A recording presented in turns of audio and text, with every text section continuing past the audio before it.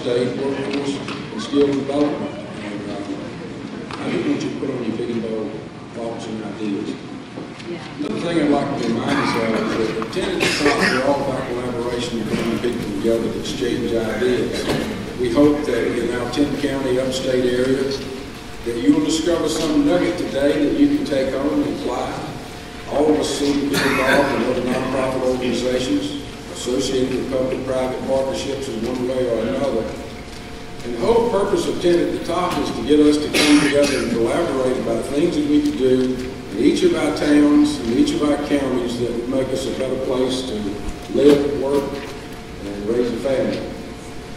So just because somebody's doing something in Greenville or Anderson or Spartanburg, some of our larger communities, don't think that they may not have an initiative that would fit very well in your small town.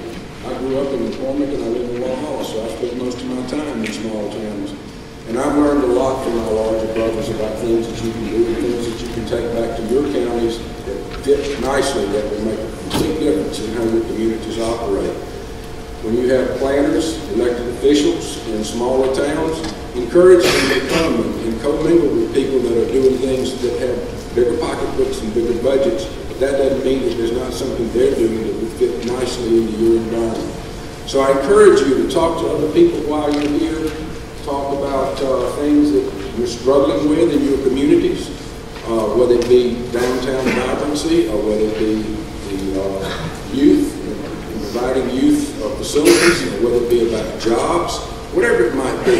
I encourage you to talk to other people and find out what they're doing to solve those same issues. But first and foremost, none of this would be possible without our sponsors, and at this time I'd like to recognize them.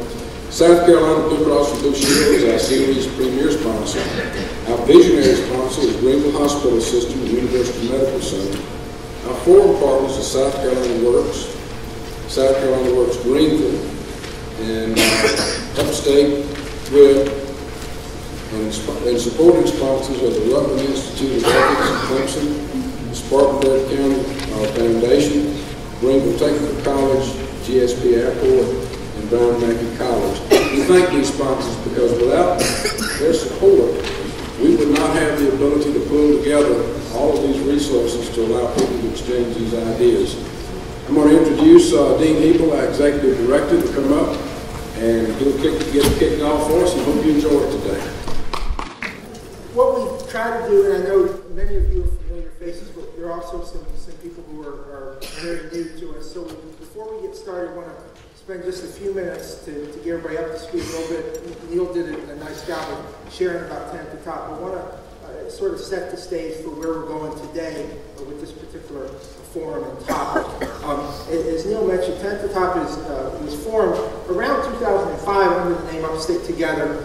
Had a number of collaborative efforts as an ad hoc group, and then in 2009 held the Upstate Reality Check, which was the first exercise, and I know many of you, some of you were in that audience, and part of that effort to really talk about how we wanted to grow and what is important to us as we look towards the future and future growth here in the Upstate. In 2010, we moved forward as an organization and did two things. One was hire me as the executive director, and the second one was to change the name to Tenant at the Top. 10 counties at the top of South Carolina, both in terms of geography, but also in terms of success. And I think that is proving very much true here in the Upstate in the last few years. We have three primary objectives at Tenant at the Top. The first is to build trust among leaders and residents across the 10 counties of the Upstate. The second is to articulate and promote a regional vision, which I'll elaborate on here in a minute. And the third is to initiate, convene, and facilitate things that foster collaboration, coordination, and cooperation with 3 C's.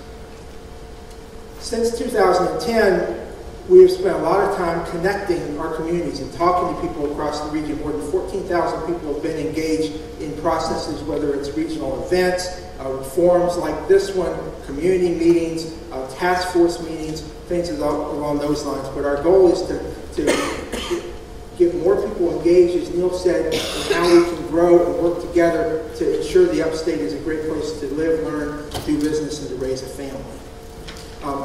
Among the conversations, and I won't get really into it, we've worked with a number of groups around identifying what are opportunities that we can collaborate and work on collectively across the region on issues that are important to us today and that will continue to be important to us as we look towards the future.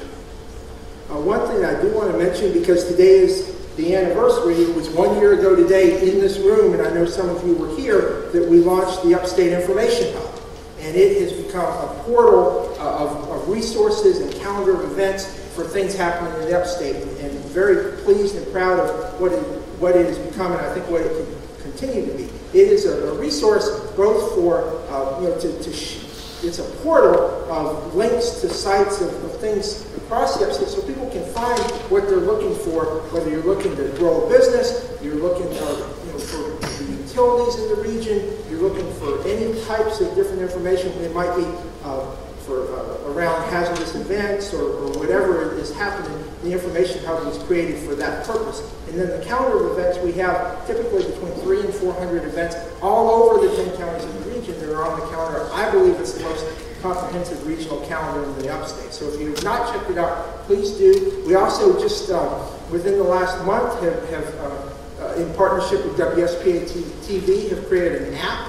So now on your iPhone or iPad or Android phone or any of that, you can go on and find the app for the Information Hub and the calendar. So I encourage you, if you haven't, to please do that. And also to make sure that resources are on there. If you have an organization or you work with somebody, make sure that their information is on the Information Hub, because it's getting very good use now in traffic.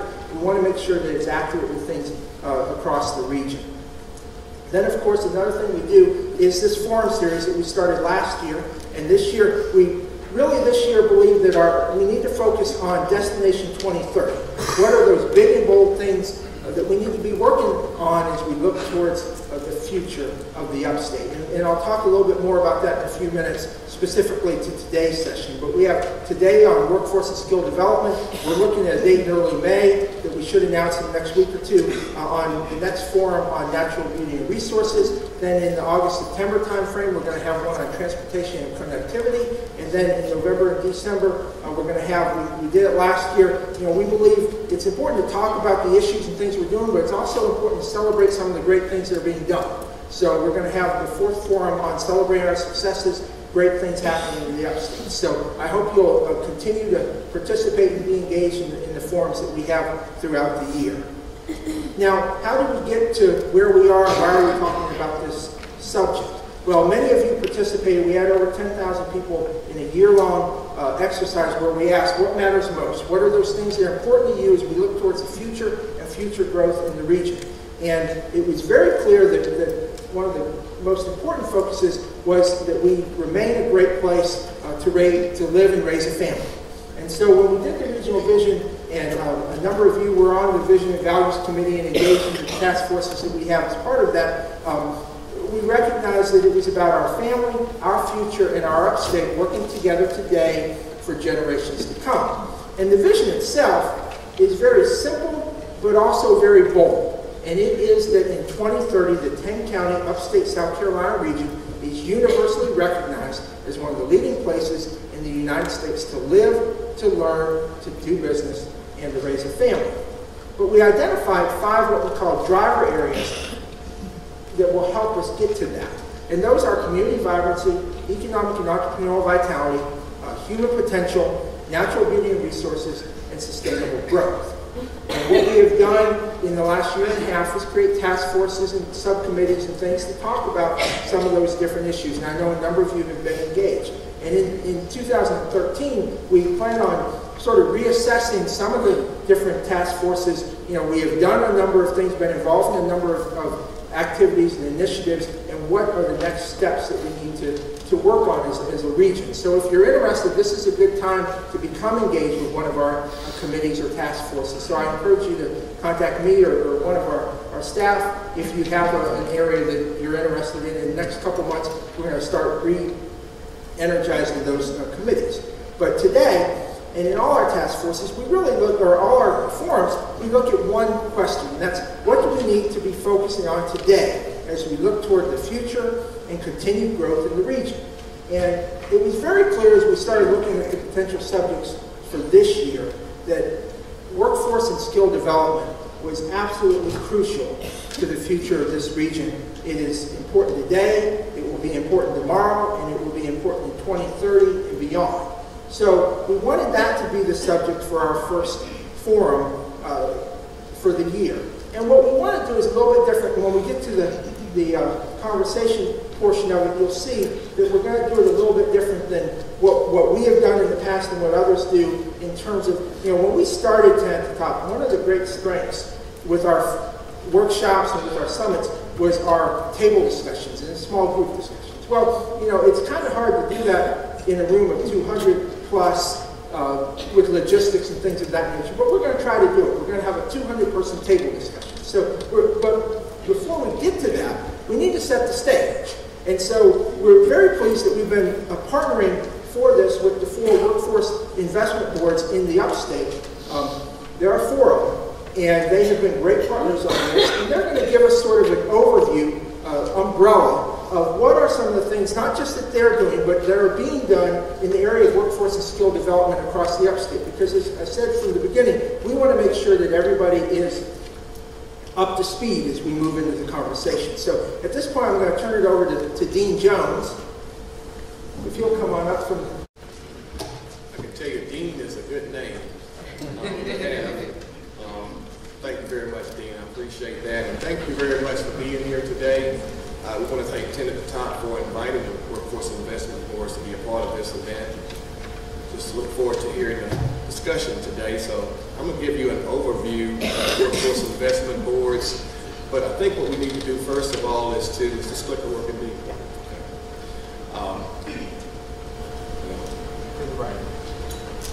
Gotcha. Okay. All right. Coming together for a skilled workforce. I'm going to give you some ideas of what our world looks like every day within the one-stop system or the SC Work system in South Carolina, but to give you a bird's eye view of how our system is structured, I think would be most appropriate in South Carolina. So we have these 4 workforce investment boards that serve the upstate region of South Carolina. You have the Greenville County Workforce Investment Board, the Upper Savannah. Please note that the Upper Savannah region has 3 counties that are within the 10 at the Top region. They have a consortium of about 7 counties that they serve in that region, 3 within the 10 at the Top region. The Upstate Workforce Investment Board and the WorkLink Workforce Investment Board. So we're covering these 10 counties as you see referenced on the map. Our oversight boards are business-led. That's required by law that the majority of the businesses within the local area serve on the board, and we have other required members of the board to make it more diverse. But the boards have that oversight of the public dollars, the taxpayer-funded employment and training programs that are situated in your community. In South Carolina, we have 12 Workforce Investment Board regions. We have a State Workforce Investment Board that's appointed by the governor. We have a state agency. There always has to be some staffing of a regulatory type of a board or required board. And so the South Carolina Department of Employment and Workforce is that agency designated by the governor to staff the State Workforce Investment Board and to be responsible for receiving any dollars associated under the state board's purview. We have local workforce investment boards. Myself and my counterparts, we all work on behalf of a board. And our local boards are appointed by the local chief elected official of that region. And that could be plural, particularly for a consortium of counties. But the chief elected official is responsible for appointing board members. Keeping in mind they are business-led boards. Just like the state level, at the local level, there's an administrative agency responsible for staffing the boards and receiving the dollars that come into the region. That varies in South Carolina, whereby we have the Regional Council of Governments that serve as the administrators for their boards, and we have county governments. It just depends on which region. But anyway, those are the 2 entities that do serve as administrators for the local boards. And again, the local boards have planning oversight of Workforce Investment Act dollars that come into the region, as well as the SC Works system. And you're going to hear more and more about SC Works. All of that coordination of planning oversight is done in concert with the local chief elected official.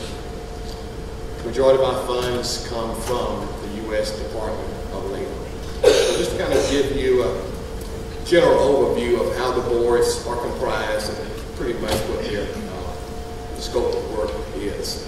So let's get into workforce development. Every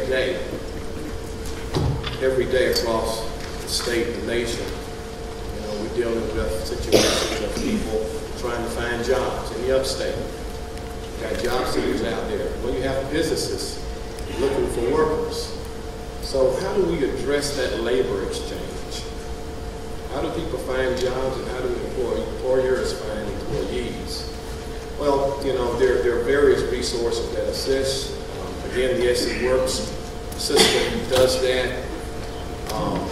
Again, in partnership with the Department of Employment and Workforce, we utilize job fairs, or others utilize job fairs to recruit workers. School career services, offices, they're recruiting, they're putting students on the right path to where jobs are, where careers lie for them. You have staffing agencies or professional employment agencies that assist both ways, the job seeker as well as the business. You have newspapers and other medias, you know, about which people look for jobs and about which employers try to find employees. Some of the innovative practices that we know of within the SE Work system is posting hot jobs on Facebook, I mean, with social media now. You know, I think you'd be left behind if you're not evaluating how that can be a part of the solution. We have veteran job fairs. I don't know if many know this, but in the public workforce system, every time an employer lists a job with us, by law, we're required to hold that job for 24 hours so that veterans have first rights to that job. But anyway, so we do have veteran-sponsored events as well, and that's proven to be very beneficial, particularly for those returning servicemen and women who need employment upon coming back from a tour of duty. And we also have a database access for employers. We have a South Carolina Workforce Online system where any employer can sign up, register, and all the customers who sign up on that system and load their qualifications in that system, an employer can search for skills based on keywords. That's a system that's free to use for any employer in South Carolina. We also realize in SC Works and the Workforce Investment Boards that helping job seekers fit in is very important within the 10 at the top region. You know, most people are ready for work. You have more people working that are unemployed, so most people are, for the most part, prepared to go to work. Some need some additional help. Help with identifying skills using the past job. We see this more often when someone has suffered a dislocation from one job and they're looking for the next. Well, you know, they don't know how to put that, what they perform, the skills that they mastered and how they performed on the previous job into the new language of the next job. So sometimes they need a little assistance in doing that, as well as with the job application process. Many employers use computers to accept applications, and some people just need to know how to navigate a computer. That may be the only thing preventing them from employment, particularly if they don't have the means or the know-how to get to that next step. Interview preparation, some of the things that we're dealing with as well. For the most part of those who have skills, they just need a little bit of help of getting to that next job. We don't believe that the SC Work system or the Workforce Investment Board's got the workforce development market cornered. It takes a community, it takes a lot of partners, a lot of collaboration to be effective. And we partner with many organizations in our communities, within our regions, to accomplish our goal. In addition to the system that our boards have oversight of, the SC Work system, Goodwill Industries, their Job Connection, very effective programs, and I'm sure that there's one in a community near you. Department of Social Services has employment-based programs that they operate for those individuals receiving TANF for SNAP assistance. Vocational rehabilitation has a big hand in workforce development and assisting others, job seekers, to fit in for suitable employment. We have our technical colleges and universities. We have schools And we have others that are not mentioned. I'm sure you can think of some. Some of the innovative practices that we see is workshops on behavior interviewing, tips on keyword searches. These are just some of the things that every day we're thinking of. What else can we do to make a more robust opportunity for job seekers to acquire that next job? So, we're always thinking of new ways to do that. Sometimes assessing a person's skill level is really where we need to address why there's a unemployment for that person and what's preventing them from getting the next job.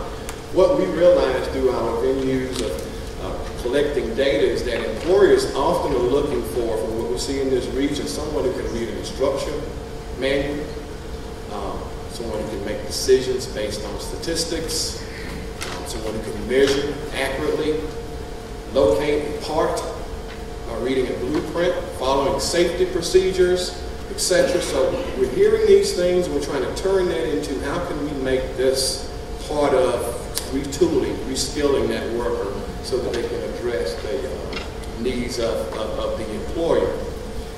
One venue that's effective of assisting not only the employer of understanding what the job truly requires, but also a worker of understanding how do their skills relate to the job that they're interested in, is conducting job profiles. And we have currently been using ACT's WorkKeys job profile system to do that so that we can perform a task analysis and we can really measure what skills are really truly used for a job, what core skills are used for it, and how we can assess individuals who might match up with those core skill sets of that job.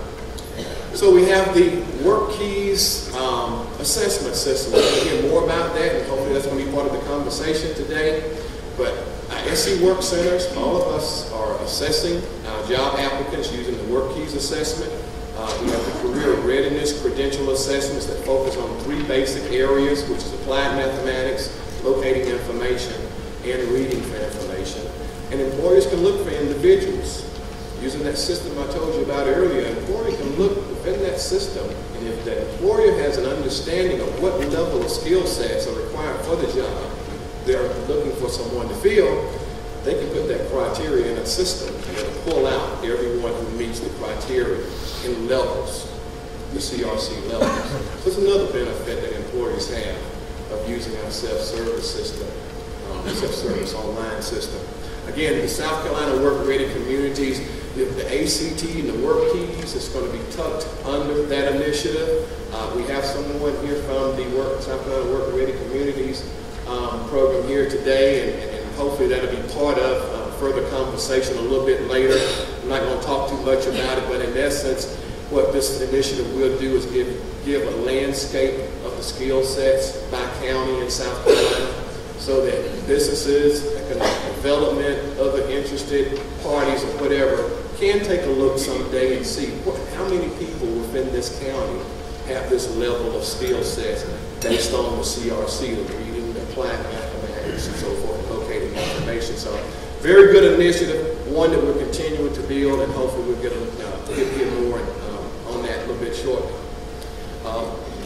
So how do we fill these shortages? Again, we can't do it by ourselves. Again, it takes many working together to do that.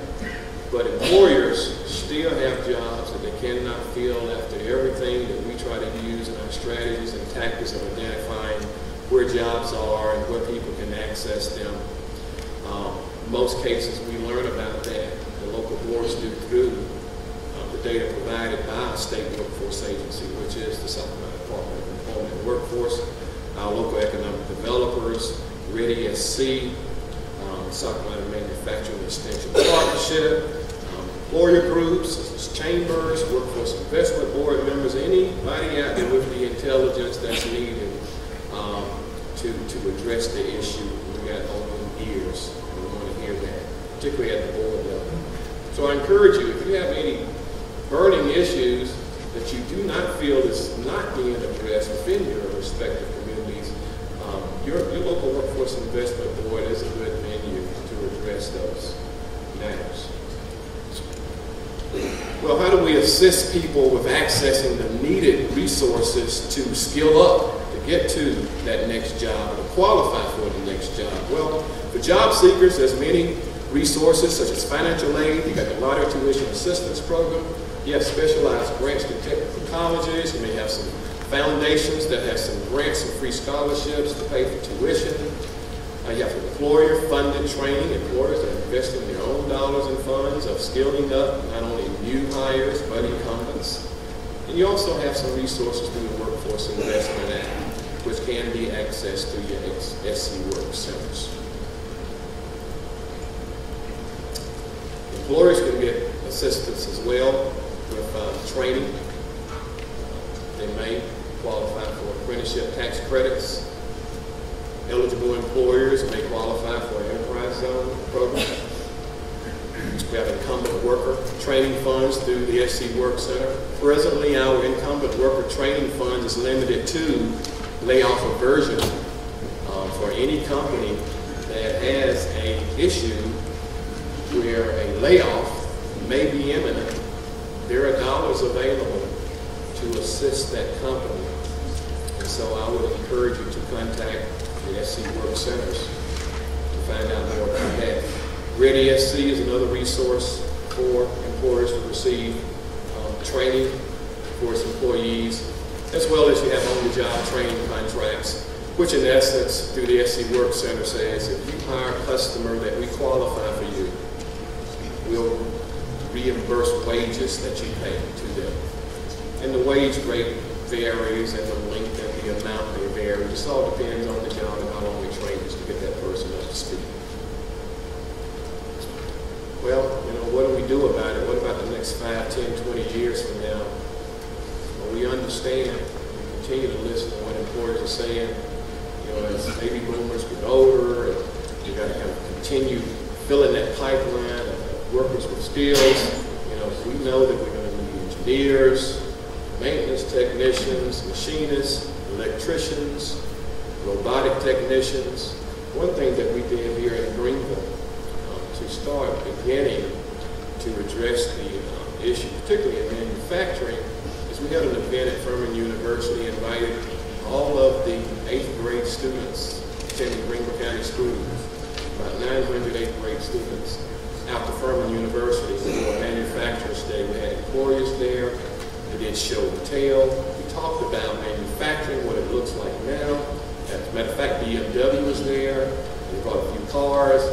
All the kids flocked over to where the cars were. We got them to kind of mingle around and talk to employers and actually understand what the manufacturing industry is like.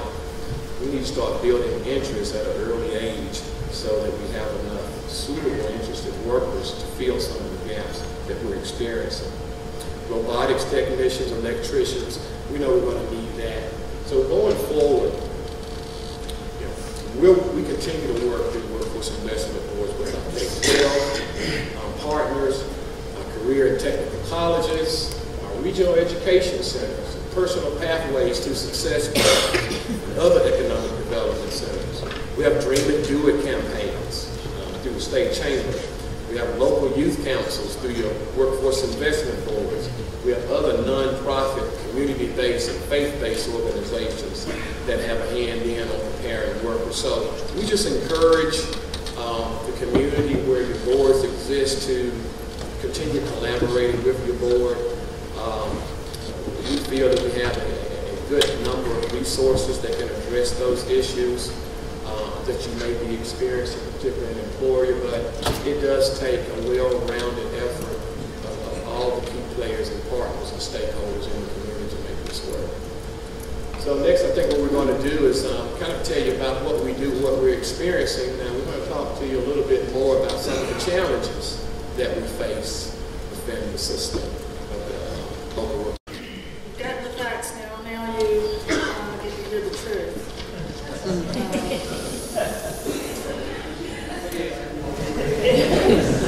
Also, just want to go ahead and make a disclaimer now that anything I say that's not on the slides up here is my opinion or that of the Upstate Workforce Investment Board, so not to drag Dean or Jennifer or Sandra into any mud. But I do believe you've got to really know what's truly going on in order to So we're going to talk about some of the challenges that we see in day-to-day in the workforce when we're dealing with individuals or dealing with businesses trying to make a connection between that job and the person. Drug test failures, you all know that that's a problem. These are the usual suspects. We have the low basic skills, especially a lot of people that come out of some of the lower tech manufacturing and need to get reemployed. We find that they have very low basic skills. We see poor work ethic, not to pick on a lot of the younger ones, but we do see quite a bit of that with those even coming out of college, not just coming out of high school. Unrealistic work expectations, a lack of soft skills, and criminal background being a problem also. There's a lack of motivation. This is something that I guess because of my upbringing, I just can't believe this, but not wanting to improve, not wanting to go back and get your GED, or not wanting to go to adult ed to improve your basic skills. We, in our area, we have funding if you want to go back to school to pay your books or tuition, some supplies, and also to kind of help you with transportation or child care. And we have a hard time getting people who want to improve themselves and who are willing to make the commitment and go through what they need to go through to go back to school, graduate, and increase their bring home. And that many of them, the older ones, are intimidated by the school setting. We really had an issue with this when the textile industries started closing up. They were terrified of school. Many of them just would not go back. And, you know, they were making $16, $17 an hour, fourth grade education, thinking they were going to move right back into that, but it just wasn't going to happen. The unemployment insurance, we have noticed that, you know, many people want to ride the unemployment insurance until the last check or the week before the last check, and then they want to come in a panic and want to be employed, you know, the next week, and it doesn't work that way either. I do see that that's getting a little better now. They're not giving as many extensions. At one point, if they knew how to work the system right, they could get 72 weeks of unemployment. So it made it very difficult for us in workforce development when we have job orders and we were trying to fill them, and people would come up with any way they could to get out of coming in for an interview or for filling out an application. The challenges with the statewide system, changes of leadership, aligning resources and workforce development strategies across regions and in the counties. We do have a problem at the state level with our state fiscal entity, and I'm not going to lie about it. We're working on those issues. We're trying to get paid. This is one big issue. So those have been a problem for a while, and I don't think those are going to change anytime soon. So hopefully, you know, we'll see some light at the end of that tunnel on down the road. What are businesses telling us or not telling us? One thing we've noticed now is everybody wants to be in workforce development. I guess they're sexy now. So we're out, you know, knocking on doors and other people. We're trying to convene with them and really try to figure out what we're into, because businesses have been so reactive for so long, and now they really see this is going to be a major issue, especially in our area in manufacturing. If we don't get people upskilled to at least technology certificate level to get them into the jobs in manufacturing, we're going to lose our manufacturers. And we hear all kind of comments. One comment we hear, 50% of people go for a test. That's not factual, it can't be validated. Talking to Ms. Crosby, who was our business services manager, she thinks it's probably more, you know, like 1 in 15 or 1 in 20 who might fail the drug test. Train people in XYZ curriculum, we'll hire them as soon as they graduate. Recently had this problem over in Cherokee County. We had interviewed several businesses and found that, okay, you train them in mechatronics, we'll hire them. Filled the class, they graduated. Things happened with the Obamacare cost, people being worried about that. People were worried about the fiscal cliff. All of that just put a halt. Nobody would hire them. So trying to get our arms around it when it changes constantly is very difficult. And the businesses, they have a right to be, you know, scared because they don't know what they're going to be faced with next. And when you put somebody on payroll, it's a big deal for them. We get conflicting stories between individuals within the same company. We can talk to an HR manager, hear one thing, go to the plant manager, and hear a totally different story. One's over here trying to do screening and hiring based on what they've been told, but you got the plant manager, he knows the outlook for the future, he knows how many people he may put in staff, on staff over the next 2 years if things continue going positively for the company. Floor supervisors, I think, are the most knowledgeable of all because they work with the individual day to day. Getting to those individuals in a company is hard for us. It's easier to get to the HR manager, but once you get on the floor, that's when you really have a hard time getting the information. And that's the information we really need to get to if we're truly going to solve the problem. It's very important that we're on the same page when we're singing education and business needs. I think there's been too much finger pointing, and that has gotten some people defensive. And I do believe we are going to have to truly partner with each other, not talk about each other behind each other's back, and really start working on a solution to the problem between education and business. The disconnect that we continue to hear is there. And going back to the HR manager, plant manager, and floor supervisor, we need facts. We need things that are fact-based, not we hear this or we think this. We really need to look at the facts so we can truly have conversation and fix the problem. I think we do need to structure things by sector when we're dealing with problems and issues because every sector is different. You're going to have a whole set of issues for a $9 per hour type industry versus a $14 an hour industry. You're going to have differences with your job seekers based on benefits companies are offering. There's going to be differences if you're on a temp payroll versus on a permanent payroll. You're going to, businesses need to be more proactive with their internal training. Apprenticeships, I think, are wonderful. And I know people in the room who are in workforce development will shoot for this. They don't have to be registered apprenticeships. Get apprenticeships going. A lot of people are scared of registered apprenticeships. There's no reason to be, but if you are, at least get your apprenticeships going, especially in your maintenance areas, machine tool, those type of areas where you're going to really lose a lot of people in the workforce over the next 5 to 6 years. Younger workforce versus the seasoned workforce, we're seeing a big disconnect here. Trying to figure it out. A lot of them are saying, well, they're the creative thinkers now. They, want to come in. They don't want to do manufacturing jobs. They don't want to be in industry. Is this a problem with parents telling them this? Is this a problem with the schools not providing the correct guidance? Is it just something that they get off the internet and they don't know any better? So they'll graduate in high school and probably not to say they don't want to go into industry. In 5 years they'll be working in the plant because they can't make a living at McDonald's or Burger King. Or they'll go back to college and figure it out later in life. Another issue is if this generation, if they're not going to change, how is the business going to change?